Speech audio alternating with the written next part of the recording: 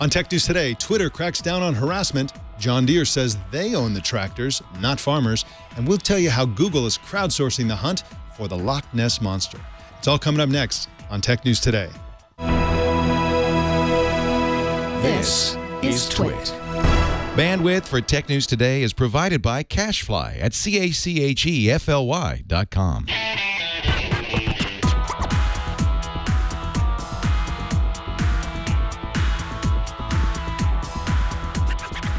This is Tech News Today for Tuesday, April 21st, 2015. This episode is brought to you by Gazelle, the fast and simple way to sell your used gadgets. Find out what your used iPhone, iPad, and other Apple products are worth at Gazelle.com. And by Littlebits, the easy way to build electronics with modular building blocks. Go to littlebits.com/TNT and you'll get $20 off your first kit, plus free shipping in the U.S. Tech News Today is the show where we talk about the tech news with the journalists who report it. My name is Mike Elgan. I am your friendly neighborhood anchor today, and our co-anchor is After Nine's content czar, Joe Panettieri. How you doing, Joe? Mike, I'm having a great week. How's your week going so far? Pretty good. You know, you're a guy who has an R2-D2 unit in his office. How are you? We've been talking a lot about the BB-8 robot from the new upcoming Star Wars. Any thoughts? I'll share an anecdote with you. Sure. My sons watched the Star Wars Celebration video recap, and my 10-year-old was watching the screen when BB-8 rolled onto the stage, and he said, "Wait a minute, that's not animated?" I said, "Absolutely not." Unbelievable. So we're pretty jazzed around here. Although my R2 unit behind me, just for the record, that R2 unit's been around long before anything about The Force Awakens came about. So, big fan here. Yeah, and you know, there have been some stories emerging that Sphero, which is the company that helped Disney create the robot. Disney they were looking for the technology. What happened was they were going through a bunch of concepts at some point, and they came across the BB-8 concept, and they're like, "Yeah, this is a great concept, but how would we do it?" And the person who was going through that actually owned a Sphero, I think, and so they thought, well, wow, we already have this remote control ball that rolls around. Let's talk to them. And of course, Sphero helped them build it. So it's a really, really cool story. Yeah, well, and the toys are coming this Christmas. That's almost official now. I mean, the website is really promoting the teasers out there without saying exactly what they're up to. But I'm probably gonna have one of those before I have an Apple Watch, I must concede. Is it too much to ask for both? I ask you. Well, let's jump into the news. Twitter has announced a crackdown on abuse. Yeah, another one. The company today banned even indirect threats of violence and said they'll both algorithmically filter out abusive messages and temporarily suspend accounts that violate the rules. Kurt Wagner covered the Twitter changes for Recode and joins us now. Hey, Kurt, how you doing?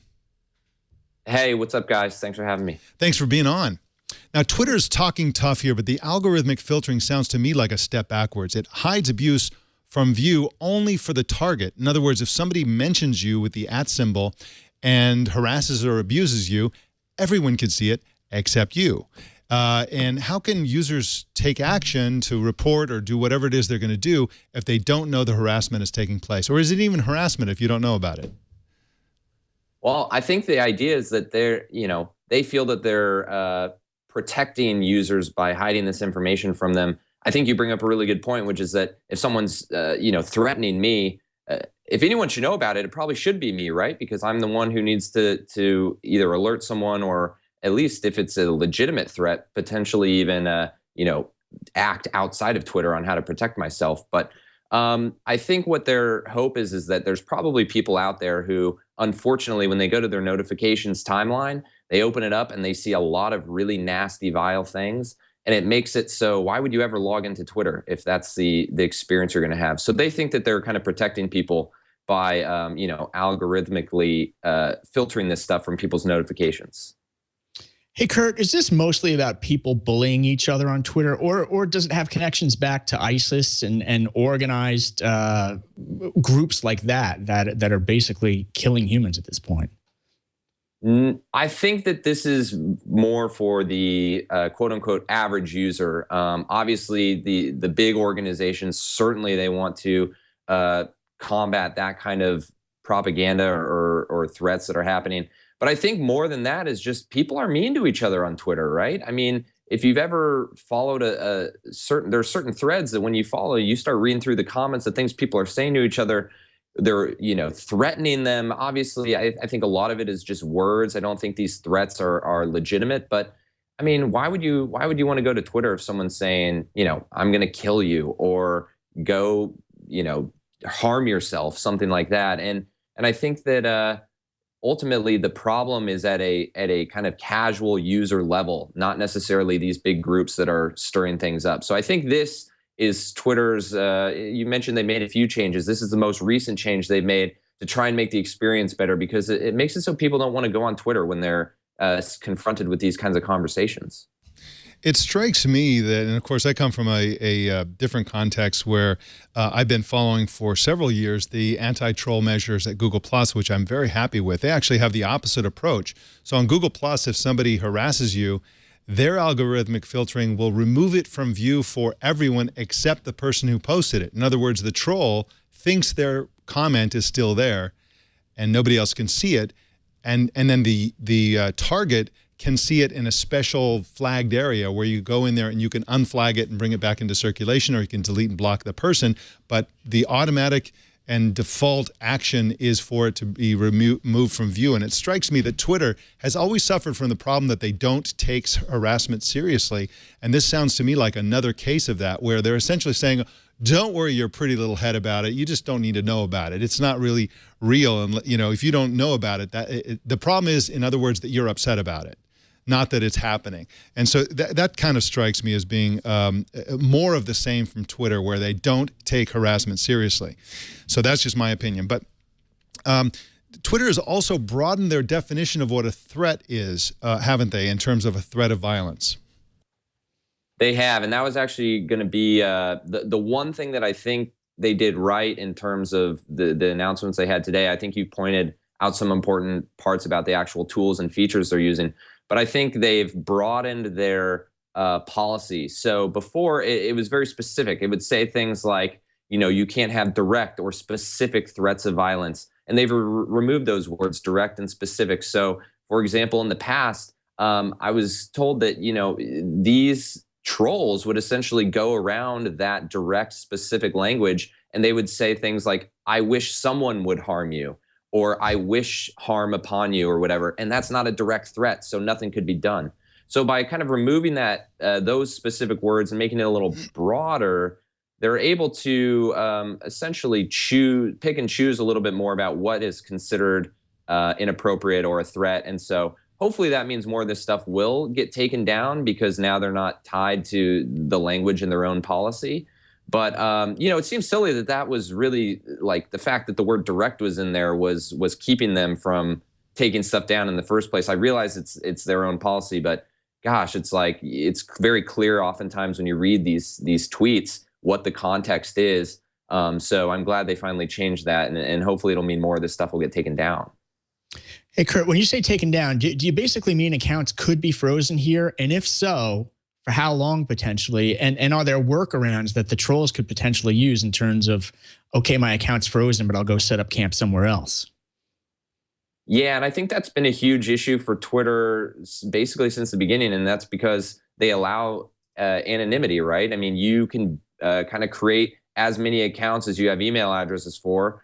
You can pretty much say whatever you want without attaching your real identity to the account in any way. And so, yes, while you may tweet something and they say, hey, you take this tweet down, plus you're in timeout for, I don't know the specific time. I think they're probably going to test with different times, but 12 hours, 24 hours, whatever it may be. I mean, what's to stop you from essentially, as soon as you're out of the freeze, coming back and saying things again? Or, okay, account number 1 has been frozen, I'm going to move over to account number 2 or account number 3 or so on. So I think the anonymity element is ultimately what's going to it's what makes Twitter kind of unique and different from a service like Facebook, but it's also what creates a lot of issues, because there's nothing to prevent a lot of these people from saying and doing nasty things, because there's no way to tie it back to them personally.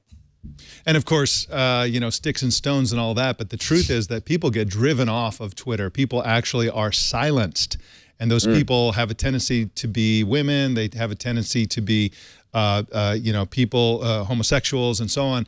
And I don't think anybody can really support that. The idea that malicious trolls acting anonymously can silence people in a public square like Twitter. So I hope that they, stop evolving so slowly and just get right to it. At some point, they're going to have to, I think. I hope they actually put the replies to messages underneath into the control of the person who posted the original tweet and allow people to directly delete and block people and prevent them from commenting and replying and mentioning in the future. But that's just me. I think they'll get there eventually. I just wish they'd get there sooner rather than later. Kurt Wagner is at recode.net, and you can follow him but not harass or threaten him on Twitter at Kurt Wagner 8. Thanks for joining us again, Kurt. Yeah, of course. Thanks for having me, guys. All right. Well, let us know what you think about Twitter and their controls for anti-troll and harassment. Send an email to tnt@twit.tv. All right, we got more news for you coming up, but first, let's talk about Gazelle. We're talking about repairing devices. Well, repairing devices is a lot of fun, and some people are into it. A lot of other people aren't. That doesn't mean that device can't still be repaired and put back into circulation. And Gazelle are experts at doing exactly that. A story came out yesterday, and I mentioned it on yesterday's show, but I'm going to mention it again. A report came out that said that the world threw out 92 billion pounds of electronic waste last year, just threw it away in the trash. And this is a disaster for the environment. The best and only environmentally friendly device is the one that's never manufactured, and you can prevent them from being manufactured by putting the existing ones that you have lying around that aren't doing anybody any good back into circulation through Gazelle. It's super easy. Just go to GAZELLE.com, choose whether it's whether you want to sell or buy, and then you go in if you're going to sell it, and just go in and choose the phone that you want to sell, indicate its condition, and, they'll facilitate you sending it back and paying you for that device. And I don't know anybody who's ever used Gazelle who didn't go in there and see, wow, that is a lot of money they're going to pay me for this device. I'm always surprised. I always figured, they'll give me $100 for it. And I go in there and they'll give me $200 for it. It's really amazing how well they pay for these things. And again, it's great for the environment to put those devices back into circulation. If you've got the phone sitting around, the battery is getting weaker and weaker with each passing day. The value is getting lower and lower. So when you eventually do sell it, it's going to be worth less. So you want to jump on that right away and go to Gazelle and check it out. Even if you're on the fence about selling it to Gazelle, just go find out what they'll give it to you for. And once you see the amount that they'll give you, you start thinking, wow, with that amount of money plus maybe a little bit more, I could get the dream device that I really, really want that just came out recently. So it's really a fantastic thing. And you don't have to feel guilty about that either because, of course, your old device will go back and get in the hands of somebody who will love it just like you did. Find out what your iPhone's worth. Take a minute and go to Gazelle.com to find out. And we thank Gazelle for their support of Tech News Today. Well, we reported on April 10th that Jawbone failed not only to ship its Jawbone Up 3 fitness band by the end of last year, but also failed to deliver a major feature, which was waterproofing. At the time, we were incredulous and wondered how such a thing could happen. Reed Albergotti wondered the same thing and decided to find out. Reed is a reporter now for The Information and joins us to talk about his exclusive. Welcome to you, Reed. Thank you. Thanks for having me. Good to be here as an information reporter. Yes, glad to have you in, no matter who you're representing. Now, before we get into the report, can you briefly summarize the nature of this fiasco? What did they promise and what did they actually end up delivering? Jawbone said early on last year that they were going to come out with this new device, the Up 3, which has a bunch of new sensors, including a heart rate monitor, something that measures electronic impulses on your skin. And they were going to come out with it before the holidays. So you could buy this as a Christmas gift. Now, that never really happened. I mean, at the last minute, just before Christmas, Jawbone said, you know what, we've missed that deadline. There's some issues with production. And then it slipped all the way to basically now. I mean, it just started shipping yesterday. So, I was wondering the same thing. What exactly happened, behind the scenes at Jawbone to have such a big delay on this product? And it's actually a really interesting story. I mean, what we found is it's just a saga of that sort of shows you the difficulties of the hardware industry, and also some mistakes that I think, other hardware companies like Jawbone could probably learn from. Hey, Reed, refresh my memory here. Was this the band that was supposed to have the great waterproof feature? And as it arrives now, does it feature that capability, being a waterproof band? And was that one of the reasons it was delayed? That is the main reason that it was delayed. Jawbone wanted it to be waterproof. They would actually say water resistant up to 10 meters. That's about 30 feet. So, for the layperson, that basically means waterproof. You can swim with it. And it was actually codenamed, within the company Thorpe, after the Australian swimmer Ian Thorpe. And they really wanted this to be used by swimmers. There aren't a lot of ways that swimmers can measure their heart rate while they're actually swimming. So that was a big feature of the product. And that was why they kept delaying it. But the product that's being shipped now is not waterproof or water resistant up to 10 meters. It's only splash proof. So they actually, after all this time, didn't really finish it. They didn't get to the point where it's actually waterproof. So that was sort of interesting as well. What really happened was there was a lot of back and forth throughout the process where they would constantly be doing these tests, and the tests didn't always look good. In fact, a lot of the products failed in these waterproofing tests. And some people within the engineering team at Jawbone, actually wanted to just either. Sounds like we're losing Reed. Reed, are you there? Okay, well, looks like the Jawbone goons got to him. Just kidding, folks. I doubt that happened. but if you want to check out his story, just go to theinformation.com. You can read it for yourself if you're a subscriber. It's a paid publication. And yeah, it was a fascinating story, Joe Panettieri, and I think that it really throws into relief the comparison with Apple, which has to be made. Apple, of course, their smartwatch has a ton of features for fitness. They don't have waterproofing, and I'm being told by Jason that Reed is back. Reed, are you there? I am here. Okay, Sorry wonderful. about that. Wonderful. One last question for you.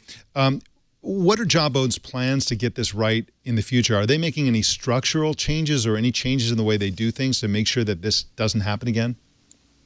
I mean, what Jawbone says is, look, hardware is a difficult industry, and these things happen, and they are very aggressive with their designs. They want their products to look good, to be sleek, small, and have the best features possible. And they really don't regret taking a bit of a gamble and trying to make this thing waterproof. Now that it's actually shipping, behind the scenes they're working on reworking the product, and ultimately they want to get it to be waterproof.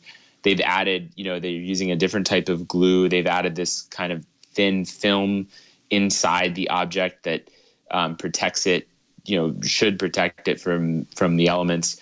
And but they don't say when they think it'll actually be waterproof. Very, very interesting. Now, Reed, you've been on the show a bunch of times when you were with the Wall Street Journal. Now you're with The Information. How is it going for you at The Information? Oh, it's really great. I've got to join some of my former colleagues from the Journal, and just to be part of a startup and try to grow a news organization from a small staff to ultimately what I hope will be a giant media empire. Fingers crossed. I mean, it's really exciting. And, I think the cool thing about it is subscription only. So you have to pay to read this stuff.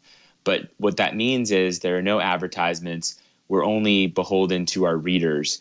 And that's who we're really trying to satisfy. And, I think so far the feedback has been really good from readers. And I'm looking forward to having a lot of fun here. Fantastic. Yeah, The Information is a great source of content, original content.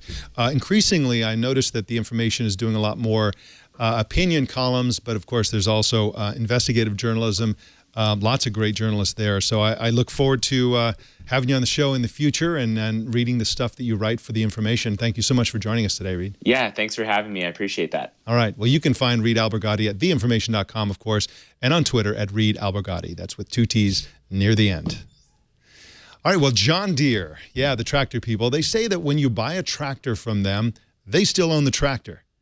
The reason, according to company lawyers, is that John Deere tractors contain computer code which is licensed, not sold. That may sound familiar if you have ever been anywhere near a smartphone.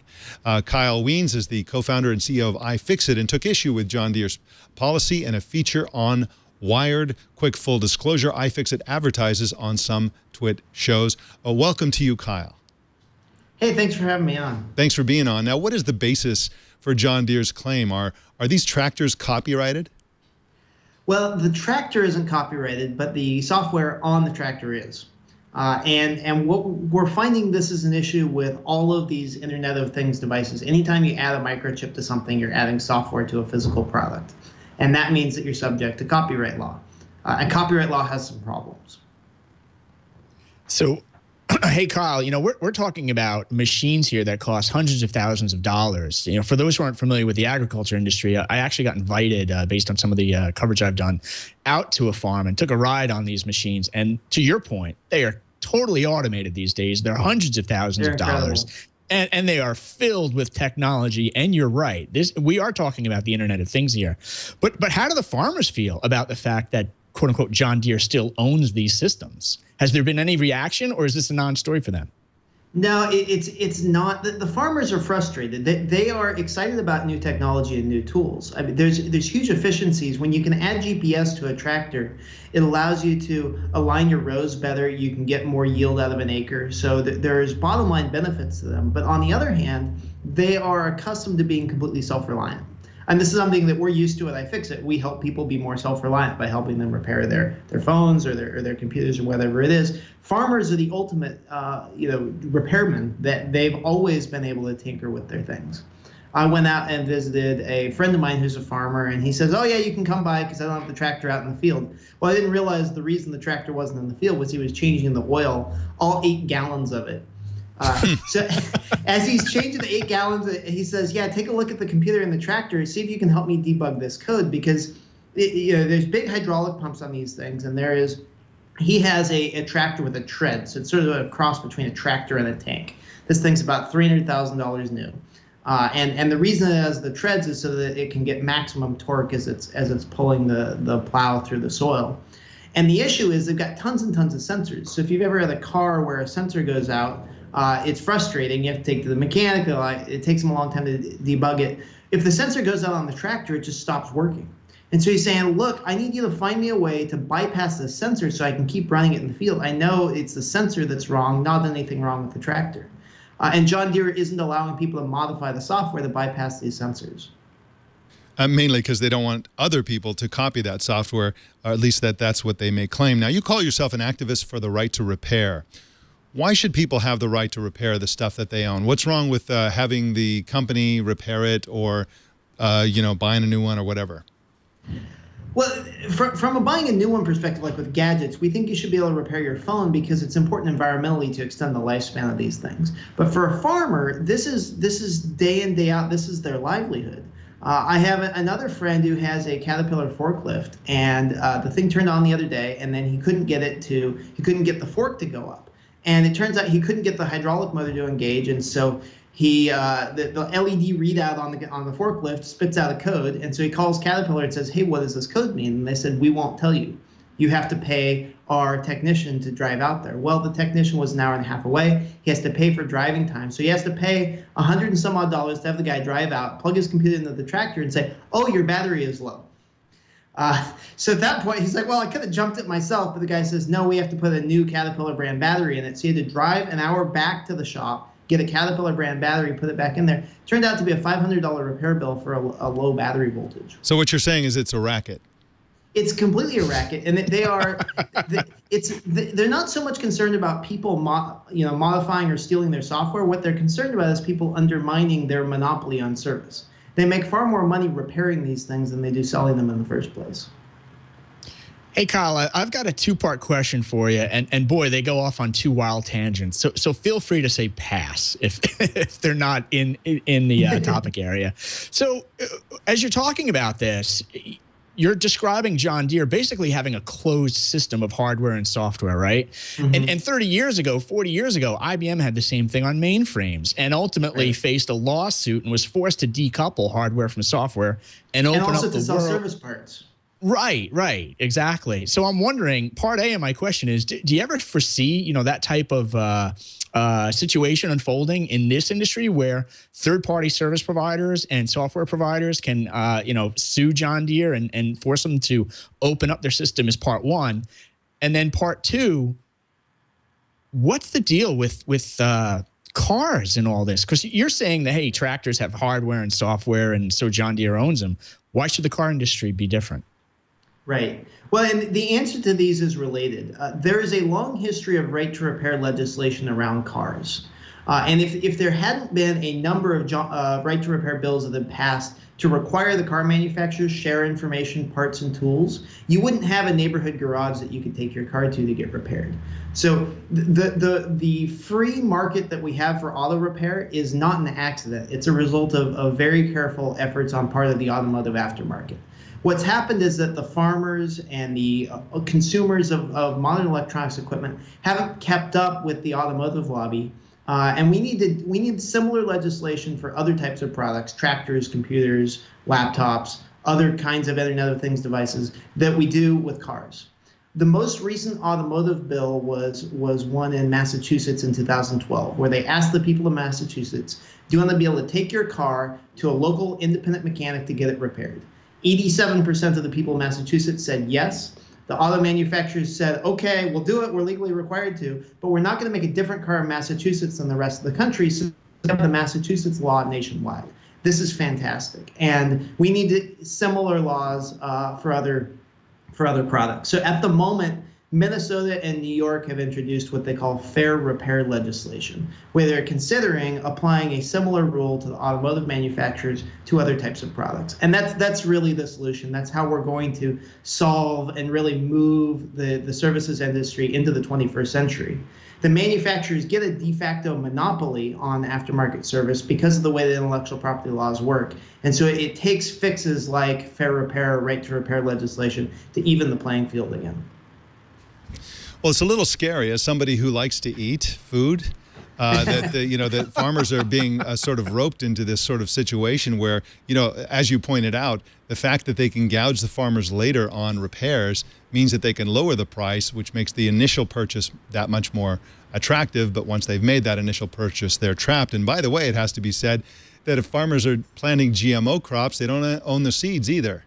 Monsanto owns the seeds, and of course a similar kind of thing happens. You can't really repair seeds, but when the GMO crops create super weeds and super pests, and you need more Roundup or pesticides, well, guess who's going to sell it to you? It's going to be the same people who own the patents on those seeds. So it's a little scary, but back to your central point, which is the right to repair. How can people support your cause, the right to repair generally, and the right of farmers to have tractors that they can repair?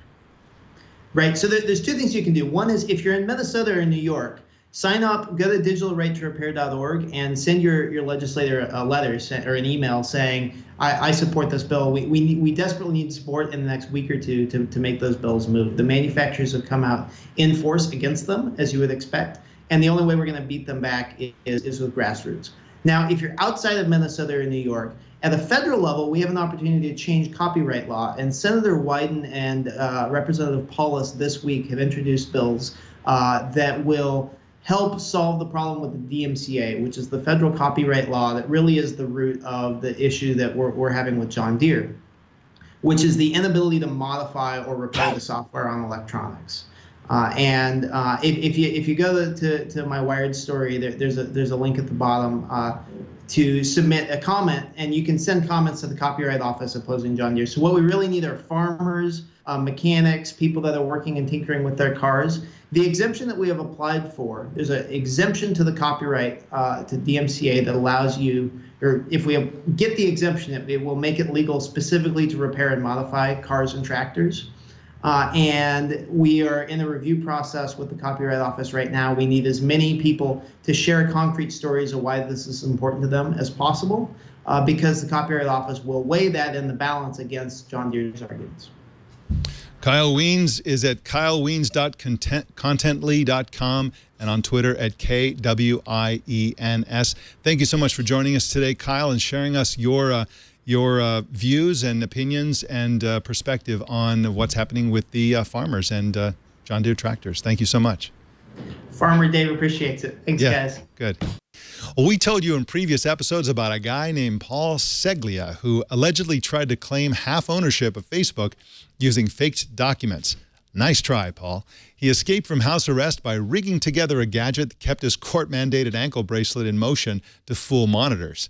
He's currently on the lam. In any event, his civil claim for half ownership of Facebook has now been officially rejected by a U.S. appeals court. So it looks like it's over for this guy until, of course, they catch him, in which case he'll be in the slammer and he'll be able to tell his cellmates that he owns half of Facebook, which he does not.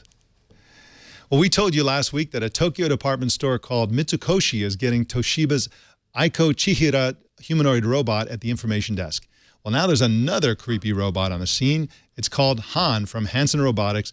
The robot has Hanson Robotics' human-like rubber skin and can make all kinds of facial expressions, answer questions, and even recognize people. Let's watch this video, and this is going to creep you out. That can smile, frown, wink, or even act drunk, all at the push of a button. Wowing crowds at an electronics fair in Hong Kong, Han's myriad of facial expressions are controlled by 40 motors. These are covered with a unique human-like skin called frubber, short for flesh rubber. The ultra-realistic android can also recognize and interpret the expressions of real humans it comes into contact with. Grace Copplestone is from developers Hanson Robotics. So we have cameras in his eyes and in his chest, which allow him to recognize people's faces. Not only that, but recognize their gender, their age, whether they're happy or sad. Han is even able to hold simple conversations thanks to voice recognition software. I think you are perfect man for my wife. I don't have to do whatever you say. I have my own free will. It was fun and it was interesting, like he's answering you. He's answering you to the point.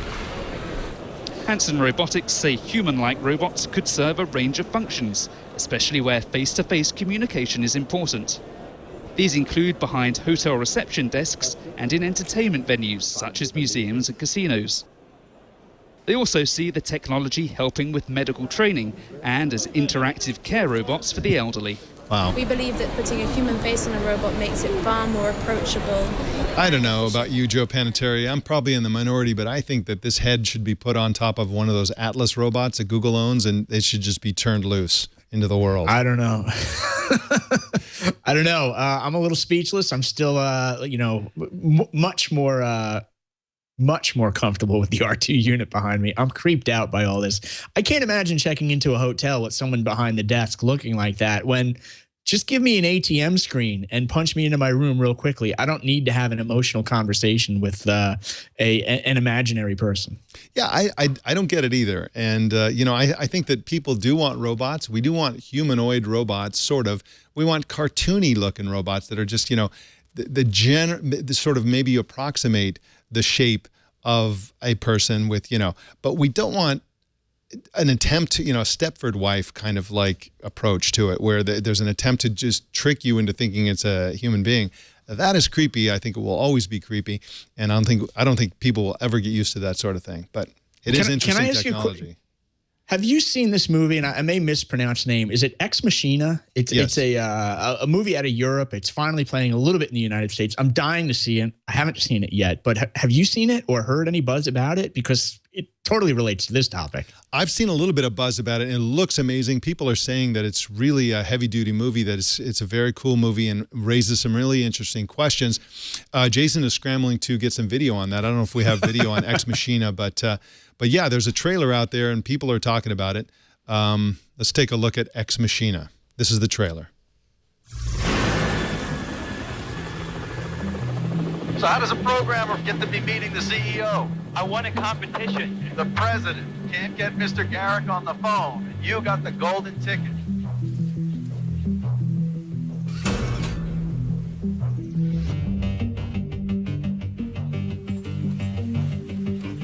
So there's a guy in a wilderness at this fancy house.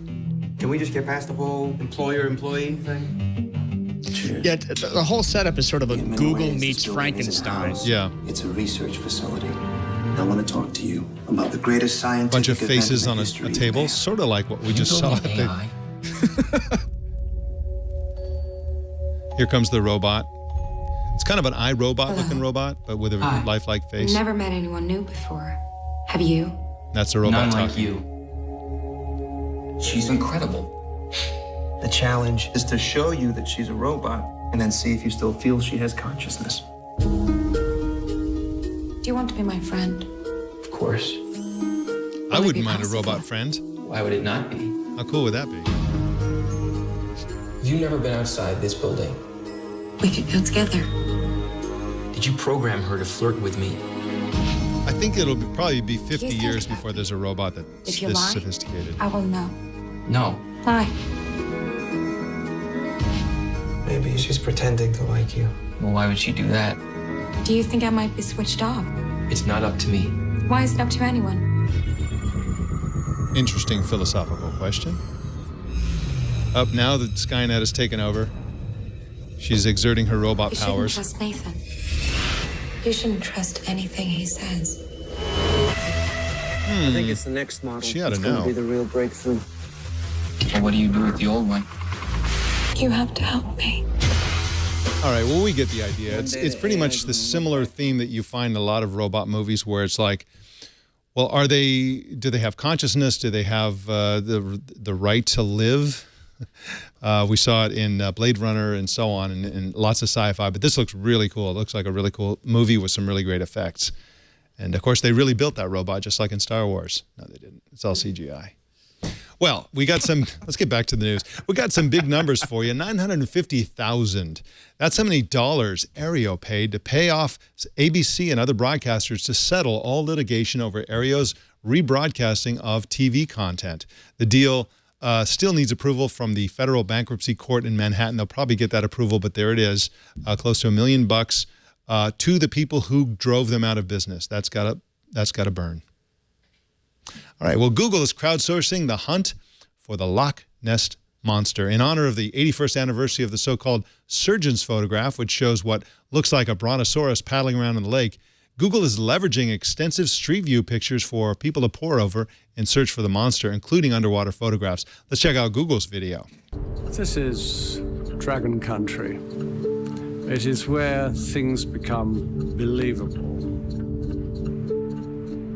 It's rather eerie, a threshold to the other world underneath. I came to the Scottish Lochs 42 years ago to answer some questions, and they just led to new questions. There is a culture which would once have been built around the fireside. All right, so you get the idea. This a dude trying to legitimize the hunt for a brontosaurus in a Scottish lake, and we also have some StreetView photographs here. This is basically again an attempt for Google to crowdsource the hunt for Nessie. Let's take a look at this. Here we go. This is a shot from a boat. Oh, look, there it is in the water. Mike, you sound so skeptical that they're going to find something.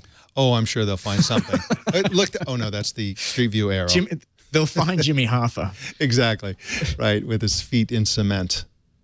Anyway, it's a cool project. You know, it's gonna be a lot of fun for lots of people, and you know, it is interesting that the number of things people actually have found. I don't think we've found any dinosaurs, but I think people have found ancient civilizations that they didn't know existed through Google satellite photography. Just you throw enough people at it, and you can really discover all kinds of really cool stuff. So anyway, there it is, the hunt for the Loch Ness Monster. Wow. Well, we got some more news for you coming up, but first let's talk about Little Bits. What is Little Bits? Little Bits are modular building blocks that help you experiment and let you play and also learn about electronics and circuits and how they work.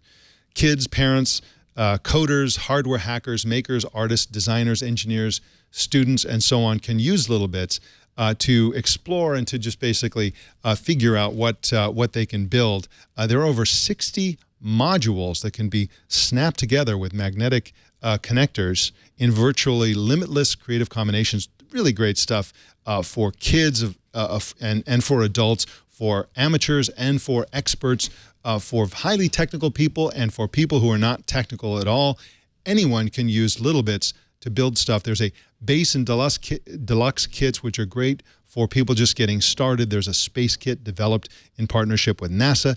The Arduino coding kit is great because it involves some software programming, and it's done in a way that enables you to learn how code works. And for a lot of people, I think that building something in software that actually has a manifestation in a physical gadget is a lot more fun and engaging than just trying to do something abstractly in software alone. Really great stuff. Musicians have the synth kit. It goes on and on. There's so many different options. You got to check out Little Bits. Go to their site and find out what is available there. If you're interested in technology, and of course, if you watch this show, I know you are, this is a great way to really explore and just play with technology. Little Bits is offering new customers $20 off the first kit, plus free shipping in the U.S. Just go to littlebits.com/TNT. That's littlebits.com/TNT. And, you know, this is great. If you create something with Little Bits and you want to share it with us, post it on Instagram or post it anywhere. Send me an email to tnt@twit.tv, and we will showcase it on this site. We'd love to see it. So we thank Little Bits, of course, for their support of Tech News Today. We got some email feedback from a couple of fans, the first of which comes from Philip Stevens. And both of these, by the way, are disagreeing with something that I said on the show yesterday. I basically said that FM radio is obsolete and should all be replaced by podcasts. But I got a lot of feedback. These are just two examples of people saying, no, FM radio still has a role to play. And, of course, our co-anchor yesterday, Lindsay Turntine, also agreed with that view that, that radio is still not obsolete. So Philip writes, Mike Elgan, I'm a big fan of you, Twit, and TNT, but I disagree about the uselessness of FM radio. I'm a big podcast listener, but wake up to an FM radio alarm clock. Many millions of people with limited or no internet still get their news and information from FM radio. In fact, here in Australia, the AM network was turned off only a couple of years ago. And here the ABC, the Australian Broadcasting Commission, uses the FM band to transmit emergency information in times of trouble and disaster. We have floods, cyclones, and fires frequently, and the FM radio provides timely information and warnings. The programming is available to country areas not covered by any other form of communication. It still plays an important part in many lives. The U.S. may be different, but for much of the world is still informed by push broadcast media. I still prefer podcasts, he says. All right, we got another similar notion from TNT fan Brent Fountain, who said, I'm a big fan of the show and watch or listen to it every day while I'm at work, but I often disagree with your opinions on many subjects, but I often agree with your opinions on many subjects, but had to throw my 2 cents in on something you said. You said you were dismissive for the need for radio. I would agree, but as somebody who lives in the middle of Tornado Alley, I have a very different view on the matter, and talks about a similar point of view that in times of emergency, FM radio is really, really great. And of course, I agree with that to a certain extent.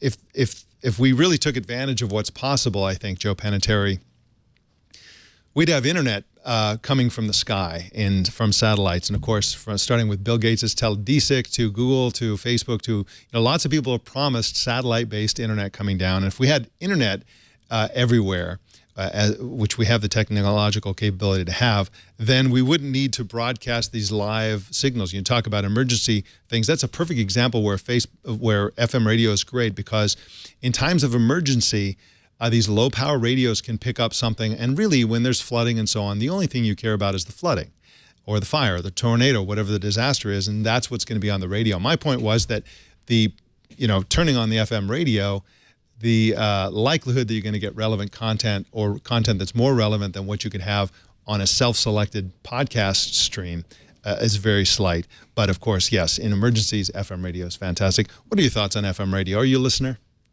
Yeah, I have to admit, I'm a bit of a dinosaur. It's even worse than FM. I'm still listening to AM occasionally. Oh, come on.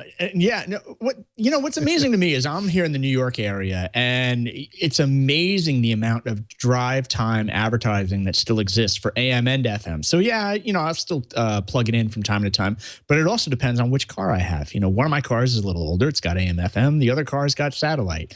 But to your point, Mike, I think the FM and AM bands are super important during times of emergency. If you rewind to the unfortunate events of the 9/11 terror attacks, everything was down in the New York area. You couldn't make a phone call. The only thing I recalled to seem to be working was instant messaging over AOL and your radio. That was it. Wow, AOL. Yeah. Speaking of disasters. Told you I still have a little bit of a dinosaur in me. All right. Well, our TNT fan of the day is Jordan McCann in Burlington, Vermont, who posted this picture on Twitter. He says he watches Tech News Today in the shop. And there we are. There's the shop. And if you notice, Joe Panettieri, if you scroll down a little bit there, Jason, you can see, is that a stack of Vio laptops? That's what it looks like to me. What kind of shop is this? How do you watch or listen to TNT? Just record a video or take a picture of yourself or your setup and post it on Google+, Twitter, or Facebook. Use the hashtag HowIWatchTNT so we can find it. And Joe Panettieri, what the heck is happening at After Nines these days? Who have you been interviewing? Actually, I can't say who I've been interviewing, but I can give you a teaser for it because it remains in stealth mode until tomorrow. So here's the teaser. Here's the teaser, Mike. If our viewers and/or listeners go to afternines.com/CEO, if you visit afternines.com/CEO tomorrow morning, Wednesday morning at 9:01 a.m. Eastern, and of course a dead URL is coming up. If you go to our homepage there and just click on the occasionally, I don't know why the /CEO returns that error, but if you scroll down there and there you go, perfect. At 9 a.m. on Wednesday morning, if you're interested in the MySQL market, like MySQL, the database that Oracle now owns, there is a market-changing technology that will be unveiled tomorrow for anyone who's running MySQL who wants to take advantage of big data, cloud, or enterprise apps more efficiently. We've got the exclusive interview with someone involved in that market who just raised a lot of money, who's going to be doing something really interesting starting tomorrow. Intriguing. Can't wait to listen. All right, Joe Panettieri, thank you so much for joining us as co-anchor today. Great job as always. We'll see you next time. Sounds great, Mike. Thanks for having me, and take care. Thank you. Well, you can subscribe to Tech News Today on iTunes. And if you do subscribe on iTunes, please leave a review and let us know how you like the show. You can choose another way to subscribe at twit.tv/TNT. And you can, if you'd like to help us grow our audience, we'd appreciate it. Here's how you can do it. Just post a link to twit.tv/TNT on the social media site of your choice and tag 3 friends along with your recommendation to subscribe. You can also watch us live every weekday at 10 a.m. Pacific, 1 p.m. Eastern, 1800 UTC at live.twit.tv or on the app or browser plugin of your choice, which you can find at twit.tv/apps. If you're ever in the Bay Area, come on in and watch us as part of our studio audience. Send email to tickets@twit.tv. Follow us on Twitter at Tech News Today TV, and you can follow me on Flickr at Mike Elgan. That's MikeElgan. And let us know what you think. Send us an email to tnt@twit.tv or call 260-TNT-SHOW. And don't miss Tech News Tonight at 4 p.m. Pacific every single weeknight. And that, ladies and gentlemen, is the Tech News Today. This show was produced by Jason Cleanthes and edited by Anthony Nielsen. My name is Mike Elgan. Thank you so much for tuning in. We'll see you tomorrow.